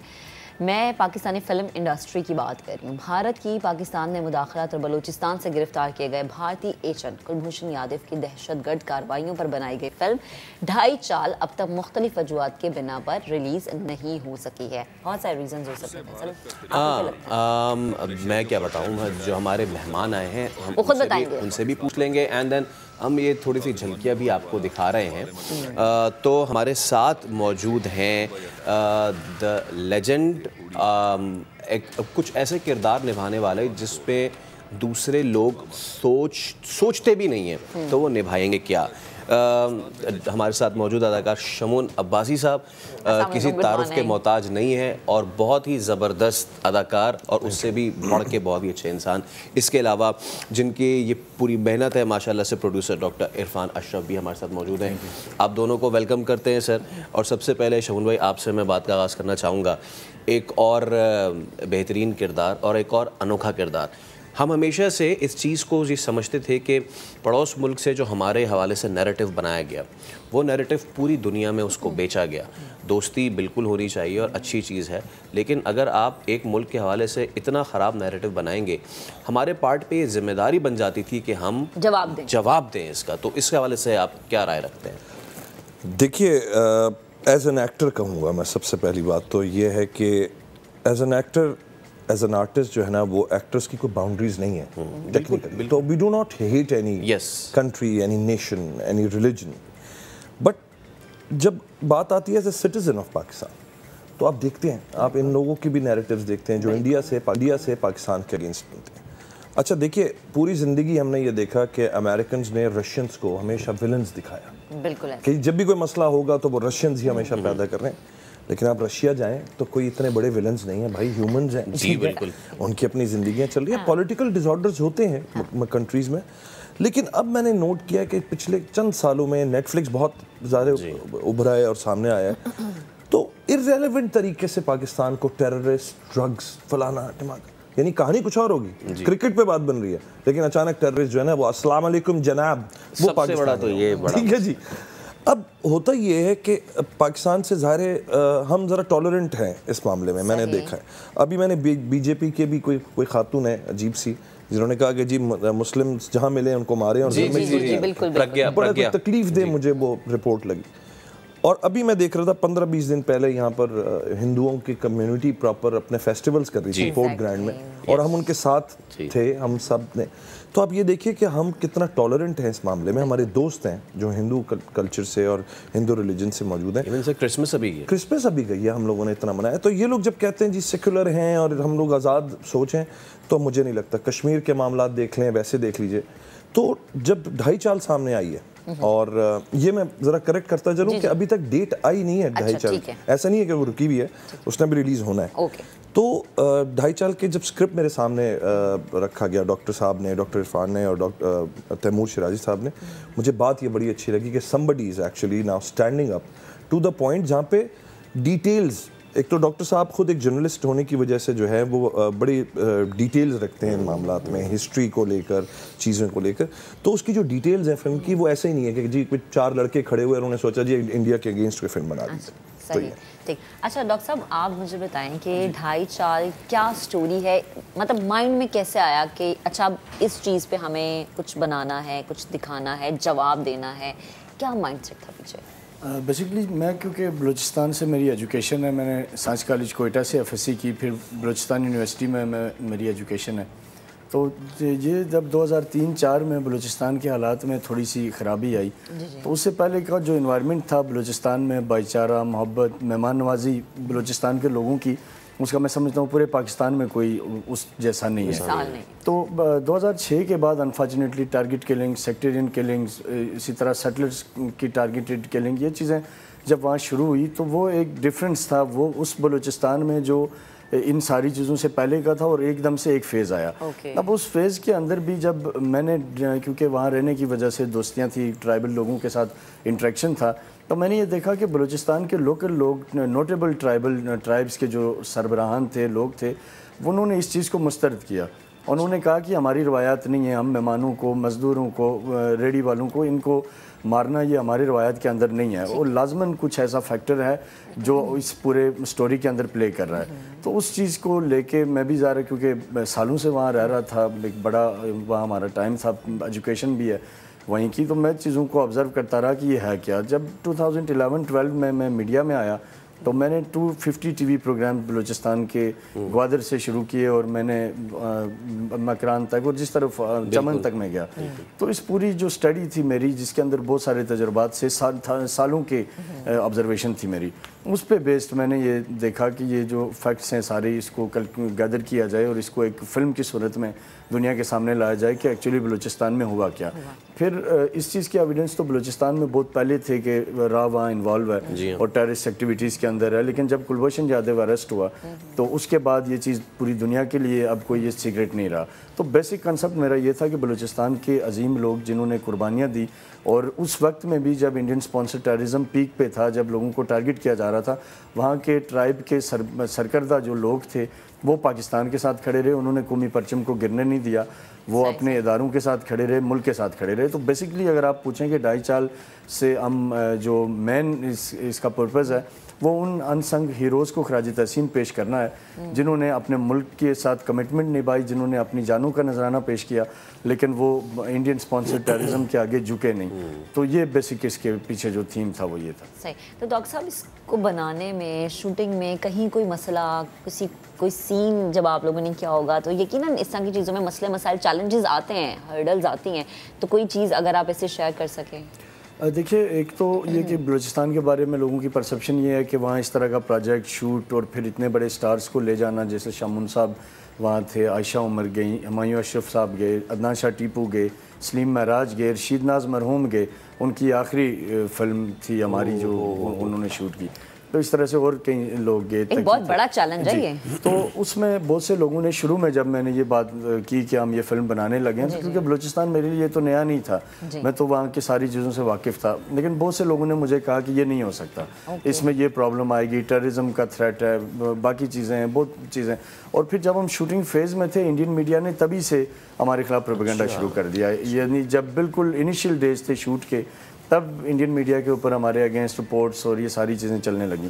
तो चैलेंज डेफिनेटली था। पॉलिटिकल गवर्नमेंट ने हमें खासा डिसअपॉइंट किया। मैं अनफॉर्चुनेटली इसका इज़हार करूँगा कि मेरी ये एक्सपेक्टेशन थी कि बलूचिस्तान गवर्नमेंट बड़ी वार्मली वेलकम करेगी कि जी ये इतना बड़ा काम हो रहा है, क्योंकि इनफैक्ट सिर्फ गवर्नमेंट ऑफ बलूचिस्तान नहीं बल्कि गवर्नमेंट ऑफ पाकिस्तान के लिए, क्योंकि ये पहली दफ़ा फिल्म इंडस्ट्री में हमें किस तरह इस तरफ आए कि हमने फैक्ट्स को दुनिया के सामने रखे। तो मुश्किलात बहुत ज़्यादा आई इसमें, बिल्कुल मैं कहूँगा, लेकिन क्रेडिट जाता हमारी टीम को। हमारे डायरेक्टर तैमूर शिराजी बड़े कोऑपरेटिव थे, दिन और रात वो सेट्स के ऊपर लगे रहे, सर्दी में, पहाड़ों में, सिक्योरिटी के बगैर हर तरह से हमने उसके ऊपर काम किया। हमारी जो कास्ट है, शामून साहब हैं, अदनान शाह टीपू हैं, आयशा है, ये सब लोग, इनको बलूचिस्तान के शूट के दौरान कई दफ़ा इन्हें आना पड़ा, क्योंकि इनके डिफरेंट सीन्स होते थे, ये फिर वापस कराची आते थे, फिर दोबारा आते थे, लेकिन इनकी इसके ऊपर मैं शुक्रगुजार हूँ कि उन्होंने साथ दिया। और फिर सबसे बढ़ के जो वहाँ के लोकल लोग थे बलूचिस्तान के मकामी, वो हमारे साथ शाना बिशाना खड़े रहे। शेख सिराज रईसानी के बेटे नवाबजादा मीर जमाल, अलाउद्दीन मरी साहब साबिक सीएम बलूचिस्तान, उन लोगों ने हमारा बड़ा साथ दिया। इंटरेक्शन रहता है ना, ख़ुद मेरा गवादर जाना आना, और जितने अच्छे लोग, जितने मेहमान नवाज लोग। शमून भाई, आपका एक अब जॉनरा बन चुका है कि जो अगला बंदा नहीं सोचता आप वो कर जाते हैं। जो भक्कर वाली जो स्टोरी थी, जिस पे माशाल्लाह बड़ी ज़बरदस्त मूवी थी दुर्ज, वो छोड़ें कि हमारे क्या मसले मसाइल हैं, और वो मेरे ख्याल से हम एक फ़ेज़ में इंशाल्लाह ये फ़ेज़ जल्द निकल जाएगा और फिर हम इसको अपने सिनेमाज में भी इंशाल्लाह रिलीज़ करेंगे। सर, ये मुझे बताएं कि क्या इसमें आपको एक्सपीरियंस हुआ other than playing a different character, set पे कैसी केमिस्ट्री रही थी? एंड अगेन होता है ना कि जब आप इंटर सिटी बल्कि तो इंटर प्रोविंस ट्रैवल रहा, तो इसमें क्या मुश्किलात आती हैं, ख़ास तौर पे जो एक रिजिड वेदर है वहाँ का, टेरेन डिफरेंट है, तो इस सब को एक एक्टर कैसे एब्जॉर्ब करता है? मुझे लगता है कि एक्टर इन चीज़ों के लिए ज़रा एक तरीके से cut for them such things, such situations. अच्छा, मैं सर्दी गर्मी बहुत डिफरेंट सिचुएशंस में काम, मतलब एक्सट्रीम गर्मियों में भी काम कर चुका हूँ और एक्सट्रीम सर्दियों में भी। अच्छा, क्वेटा बड़ा एक मेहमान नवाज शहर है, बिल्कुल, और डॉक्टर साहब खुद एक बहुत हॉस्पिटैलिटी के ये बड़े महाराजा हैं। जब हम जाते हैं तो ये महसूस नहीं होने देते कि हम घर से बाहर हैं। सबसे पहली बात तो इनको मैं क्रेडिट दूंगा कि इन्होंने जिस प्यार से वहाँ रखा। अच्छा, कंफर्ट जब एक्टर को मिलता है तो वो डेफिनेटली भी परफॉर्म ज़्यादा ईजीली कर सकता है और उसको फिर उलझने कम होती हैं। बाकी मैं ये कहूँगा बलूचिस्तान के बारे में ओवरऑल, कि बलूचिस्तान जो है ना वैसे भी एक बहुत वेलकमिंग प्लेस है। उसके बारे में जो हमने, मेरे ख्याल में प्रोपेगेंडा क्रिएट हो जाता है मीडिया पे या कुछ वाक़यात की। देखें, मैं हमेशा कहता हूँ कि नॉर्वे जैसे पुरसुकून जगह पे भी और डेनमार्क जैसे पुरसुकून जगह पे भी टेररिज्म हो रहा है। ठीक है जी। तो बात ये कि टेररिज्म के पीछे जो मकासद होते हैं वो असल कुछ लोगों के होते हैं, पूरी कौम ख़राब नहीं होती। बिल्कुल ऐसे ही। तो हम बलूचिस्तान को ना अभी तक एक्सप्लोर कर सके हैं प्रॉपर्ली, मतलब ऐसी जगहें ब्यूटीफुल। मेरी तो रिक्वेस्ट है गवर्नमेंट से भी और बलूचिस्तान की गवर्नमेंट से भी कि थोड़ा सा ज़रा इंफ्रास्ट्रक्चर की तरफ काम करें। ये सोचें कि अगर कोई फैमिली, मैं अपने बच्चे या बीवी लेकर जाऊं तो वहाँ मेरे पास क्या फैसिलिटी है कि मतलब रेस्ट करने की या रेस्ट रूम जाने की या किसी यहाँ स्टे की, तो वो धीरे धीरे उस पर काम शुरू करें। अमेजिंग बीचेस हैं हमारे पास। कोस्ट लाइन तो सर ऐसी है कि आई मीन यहाँ से आप कुंड मलीर से शुरू करें गवादर तक आपकी आंखें जो है ना खीरा हो जाती हैं कि ओएसिस हमें मिल रहे हैं, ठीक है, ऐसे ऐसे ओएसिस हमें मिल रहे हैं जो कि गोरा भी देखता है तो हैरान हो जाता है। तो देखिए टूरिज्म की जो स्पॉट्स होती हैं वो इसी तरह क्रिएट होती हैं और उनमें सिर्फ क्या करता है बाहर जो गोरा है या और आप समझ लें थाई है या इंडोनेशियंस हैं, वो स्ट्रक्चर क्रिएट करते हैं, सीढ़ियाँ बना दी, रेस्ट रूम्स बना दिए, किसी रेस्ट करने की जगह बना दी, सड़कें बना दी। हमारे यहाँ लोग अपने तौर पे चले जाते हैं, मतलब वो कहीं भी चले जाते हैं। हमारे भी वो एडवेंचर टूरिज्म हो रही है तो बस मेरी रिक्वेस्ट यही है सबसे कि बलूचिस्तान पे थोड़ा सा फोकस किया जाए and I think Balochistan is the future of Pakistan. It's an empty land, there are so much resources in Balochistan कि अब अगर उसको अभी से एक्सप्लोर करना शुरू करें और पाकिस्तान को डेवलप करें उस तरफ, तो I think it's amazing thing. बस ये जो एक बैरूनी ताकत ज़रा इसको बस दबा के रखती है, उससे बस मेरी दुआ है कि पाकिस्तान जो है ना वो रिलीज। आमीन आमीन। अच्छा डॉक्टर साहब मुझे बताएं फिल्म कब रिलीज़ हो रही है, कब हम देख सकेंगे सिनेमा घरों में? और क्या OTTs पे भी? जी इंशाल्लाह रिलीज़ हमारी नेशनल भी होगी, इंटरनेशनल भी, तमाम ऑनलाइन प्लेटफॉर्म्स पे भी आएंगे इंशाल्लाह। और इसके लिए एक्सपेक्टेड ये है कि फरवरी का लास्ट वीक या मार्च का पहला हफ्ता इंशाल्लाह ताला हमारे इस फिल्म का जितने भी लोगों ने इंतज़ार किया उनके लिए खुशखबरी है। एक मुश्किल सफ़र था लेकिन इसके अंदर जो सबसे बड़ी बात थी जिसने हमें इसके लिए मोटिवेट रखा वो जज्बा था और बलूचिस्तान के लोकल लोगों की कुर्बानियाँ थी पाकिस्तान के लिए। और मैंने वो हालात भी बलूचिस्तान में देखे कि जब बहुत बड़े बड़े पॉलिटिकल फेसेस कंप्रोमाइज़ हो गए थे पाकिस्तान के नाम के ऊपर, लेकिन वहाँ के गैरतमंद कबाइल, वहाँ के लोग उस वक्त भी वो पाकिस्तान का झंडा लेके खड़े रहे। उनके ऊपर अटैक्स हुए, उनको शहीद किया गया, सुसाइड अटैक्स हुए, लेकिन उनका जज्बा वो पीछे नहीं हटे। उन्होंने अपने बच्चों को कौमी परचम तले दफनाया, लेकिन उनको पता था कि ये एक साजिश है जो हमारे फ्यूचर के ख़िलाफ़ हो रही है। CPAC के अगेंस्ट बेसिकली रॉ की ये सारी स्ट्रेटजी थी, क्योंकि उन्हें पता है कि जब CPAC बनेगा तो उनके हाथ से ये चीज़ें सारी निकल जाएंगी। और CPAC अब अपने आखिरी मरहले में है। ग्वादर जैसा शहर जो कि एक इंटरनेशनल पोर्ट सिटी जिसकी बनने की कैपेसिटी है पूरी, और जो ओपन सी माउथ है, ये किसी और पोर्ट का इस पूरे रीजन में कहीं नहीं है। तो उसकी वजह से इंडियंस ये चाहते थे कि इसको किया जाए, क्योंकि ग्वादर टोटल 1,38,000 लोग वहाँ बसने वाले हैं। उसमें से भी तकरीबन 38,000 से ज़ायद हैं जो सिर्फ फिशरीज से जिनका रोज़गार वाबस्ता है। तो जो ऑयल रिफाइनरीज़ वहाँ लगनी है, जो बाकी चीज़ें आनी हैं, जो इंडस्ट्री लगनी है, उससे पूरा खिता बदल जाएगा। ये डेवलपमेंट का एक ऐसा दौर है जिस तरफ हम बढ़ रहे हैं कि जिसके बाद हमारे खिते में कम से कम ये कोई बैरूनी ताकत लोगों को एक्सप्लॉइट नहीं कर सकेगी। इस वजह से ये सारा खेल खेला जा रहा है कि इसको रोका जाए। एक आखिरी में सवाल आपसे पूछना चाहूँगा कि दोनों आप कमेंट कीजिएगा। सर पहले मैं आपसे, ये नाम ढाई चाल, जो शतरंज खेलते हैं उनको तो पता है, ये ढाई चाल ही क्यों, इसके पीछे क्या थॉट प्रोसेस है? बेसिकली इसके पीछे ये कंसेप्ट है कि इंडिया ने बहुत सारी चालें चली पाकिस्तान को डैमेज करने के लिए, नुकसान देने के लिए। तो पाकिस्तान ने, मैं समझता हूँ पाकिस्तान के लोगों ने, पाकिस्तान के लॉ इन्फोर्समेंट ने वो एक ऐसी चाल चली जिसने उनकी सारी चालों को नाकाम बना दिया। इसको हम कह रहे हैं कि ये ढाई चाल है और ये पाकिस्तान की ढाई चाल है। ये सिर्फ मेरी शमून भाई की या हमारी कास्ट की एज अ नेशन नहीं है, ये पूरे पाकिस्तान की, पाकिस्तान के सिक्योरिटी फोर्सेस की, इदारों की, हर एक फ़र्द की। गो के साथ हमारे कोई भी नहीं खड़ा रहा इस पूरे प्रोजेक्ट में, लेकिन हम ये पूरी कौम को और अपने रियासत को, पाकिस्तान को, गवर्नमेंट को, सबको डेडिकेट करते हैं। शमून भाई आखिर में जितने व्यूअर्स हैं उनको क्या मैसेज देना चाहेंगे? मैसेज एक ख़ास देना चाहूँगा, वो ये है कि अमूमन होता ये है कि जो हमारी यूथ है और जो इस वक्त हमारी जनरेशन है जो ख़ास तौर पे सोशल मीडिया पे है, वो मैंने देखा है कि उनका इस बात पर रुझान होता है कि जी जो आर्म्ड फोर्सेस की फ़िल्में हैं उनको जी हम क्यों देख रहे हैं और हम तंग आ चुके हैं, ये हो चुका है। अच्छा ये जो फिल्म है ये आपको शायद विजुअली अभी देखने में ये लग रहा हो आपको कि जी ये कोई यानी कोई सिर्फ उस तरह की कोई मूवी है, लेकिन मैं आपको गारंटी से कह सकता हूँ कि हमारी यूथ को इस नैरेटिव को देखना बड़ा ज़रूरी है। उनको ये देखना बड़ा ज़रूरी है कि असलियत है क्या और पाकिस्तान की तबाही में किन लोगों का हाथ रहा है। और ज़ाहिर है एक आम आदमी जो घर में बैठा होता है उसको नहीं पता होता। इसके थ्रू बहुत सारी डिटेल सामने आएंगी, जिस तरह हम और स्पाई मूवीज़ देखते हैं उससे बहुत सारी हमें नॉलेज पता चलती है, हमें इन्फॉर्मेशन मिलती है कि अच्छा यार ये हुआ था हिटलर के ज़माने में, फ़लाने के ज़माने में ये हुआ था, चर्चिल के ज़माने में ये हुआ था। इसी तरह हमारे जो ये दौर चल रहा है इसमें इंडिया पाकिस्तान के दरमियान क्या प्रॉब्लम्स रही हैं और कुलभूषण यादव को लेके जो कैरेक्टर मैंने किया है वो क्या किस तरह प्लांट हुआ था, किस तरह उसने यहाँ पर जो है मूवमेंट की थी और किस तरह इस तरह के एजेंट्स जो है वो डिप्यूट किए जाते हैं पाकिस्तान में to actually bring damage to our country. तो बस मैं कहता हूँ कि इसको नॉर्मल एक आर्म फोर्स की फिल्म ना समझिएगा।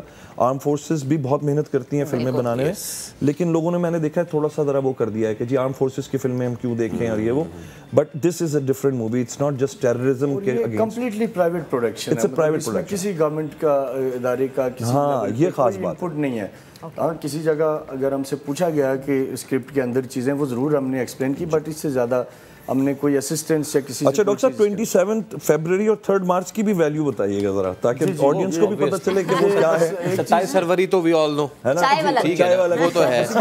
हम इसको मार्च के अगर लास्ट वीक फरवरी के लास्ट वीक में ले जाते हैं तो हम 27 फरवरी देख रहे हैं और अदरवाइज हम 3 मार्च सोच रहे हैं। 3 मार्च बेसिकली वो दिन है जिस दिन कुलभूषण यादव को अरेस्ट किया गया था, तो हम कोशिश कर रहे हैं कि उस दिन हम उसी दिन को बिफिटिंग होना चाहिए, पॉसिबल बनाएं और उसी दिन हम इसको पाकिस्तान भर में और इसी तरह दुनिया के कुछ मुल्कों को हम जहाँ पॉसिबल हो सकेगा हम। सर ज़बरदस्त बेहतरीन प्रोजेक्ट और हमारी दुआएं हैं कामयाबी के लिए। बेहद शुक्रिया आपने हमें वक्त दिया। शमून आपका वक्तन फवक्तन रिलीज तक हम डिस्कस करते रहे।